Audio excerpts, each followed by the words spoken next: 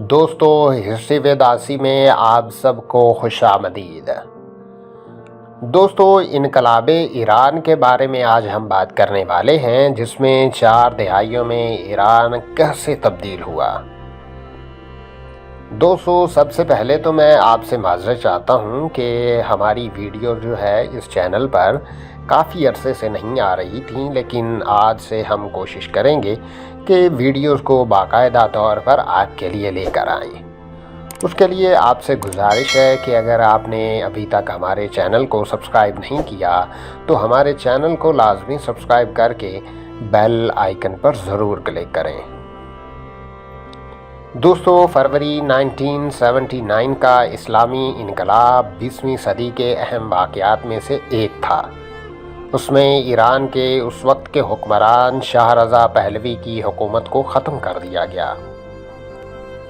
دوستو، آئیے ہم دیکھتے ہیں کہ ان 40 برسوں میں یہ ملک کیسے تبدیل ہوا۔ اس میں کیا محرکات تھے، کون کون سے تھے، ان کو ہم آج دیکھتے ہیں۔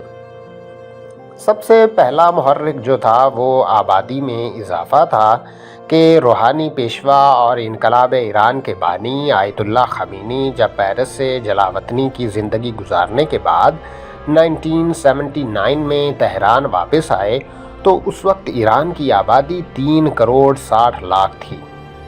اس وقت سے لے کر اب تک ایران کی آبادی دگنے اضافے کے ساتھ 8 کروڑ 10 لاکھ تک پہنچ چکی ہے۔ دوستو، آیت اللہ خمینی کی جانب سے ایک نئی شیعہ مسلم نسل پیدا کرنے کی ہدایت آبادی میں اضافے کا سبب بنی، جس سے انقلاب کے فوری بعد ملک بھر میں پیدا ہونے والے بچوں کی تعداد میں اضافہ دیکھنے میں آیا۔ لیکن 1980 کی دہائی کے آخری برسوں میں عراق جنگ کے بعد پاکستان اور دوسرے ملکوں کو اس طرح کی پالیسی چینج کرنا پڑی، اور اسی طرح ہی ایران کو بھی اپنی پالیسی چینج کرنا پڑی اور بڑھتی آبادی کو کنٹرول کرنے کے لیے خاندانی منصوبہ بندی کا پروگرام لایا گیا۔ تاہم ملک کی عمر رسیدہ آبادی اور قومی سلامتی کو درپیش خطرات کے پیش نظر 2010 میں حکومت نے ایک بار پھر عوام کو زیادہ بچے پیدا کرنے کی حوصلہ افزائی کی۔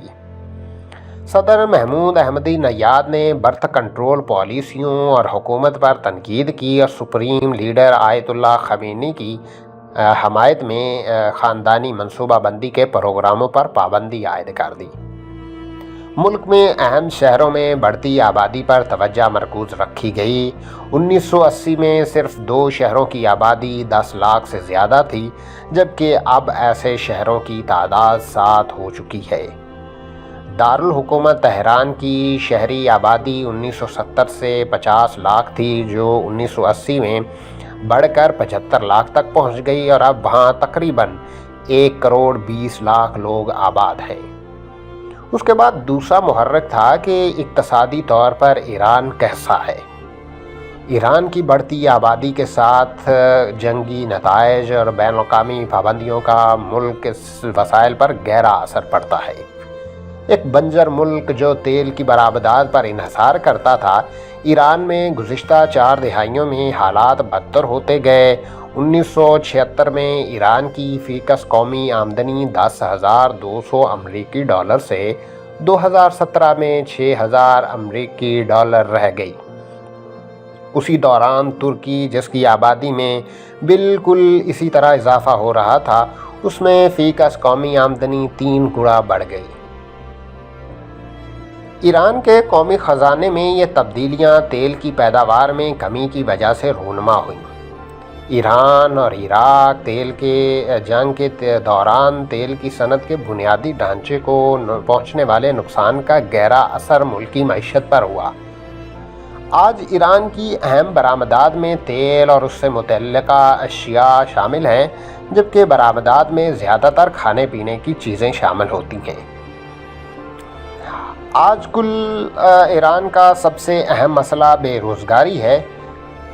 گزشتہ چند برسوں میں بڑھتی بے روزگاری نے زیادہ تر نوجوان طبقے کو متاثر کیا ہے۔ اس کے علاوہ دوستو، سب سے اہم مسئلہ ایران کا یہ تھا کہ وہاں پہ پانی کے ذخائر میں بھی کمی ہو رہی تھی۔ 40 برس قبل کے مقابلے میں ایران اب ایک انتہائی خشک ملک بن چکا تھا اور اس کے پانی کے وسائل کی صورتحال خطرناک ہوتی جا رہی تھی۔ اوسطاً سالانہ بارش 228 ملین میٹر ہے، جو کہ عالمی اوسط کا 5% حصہ بنتا ہے۔ اس کے ساتھ ملک میں 90% پانی کی زراعت کے لیے استعمال کیا جاتا ہے، جبکہ عالمی سطح پر یہ شرح 69% ہے۔ مغربی آذربائیجان کے علاقے میں بارشوں میں تیزی سے کمی آئی ہے، جس کی وجہ سے وہاں موجود دنیا کی نمک کی بڑی جھیلوں میں شمار جھیل ارمیہ سکڑ رہی ہے۔ ملک کے بڑھتے ہوئے شہروں کے مقابلے میں ایران میں پانی کی فراہمی کو درپیش چیلنجز میں سے ایک چیلنج ہے۔ آبادی کے لحاظ سے ایران کے تیسرے بڑے شہر اصفہان میں بہنے والا دریا بھی خشک ہو چکا ہے۔ دوستو، اس کے علاوہ وہاں پہ طلاق کی شرح میں بھی اضافہ ہوا جب انقلاب ایران آیا، اور انقلاب ایران سے پہلے طلاق کی شرح ایک انتہائی درجے تک پہنچ گئی۔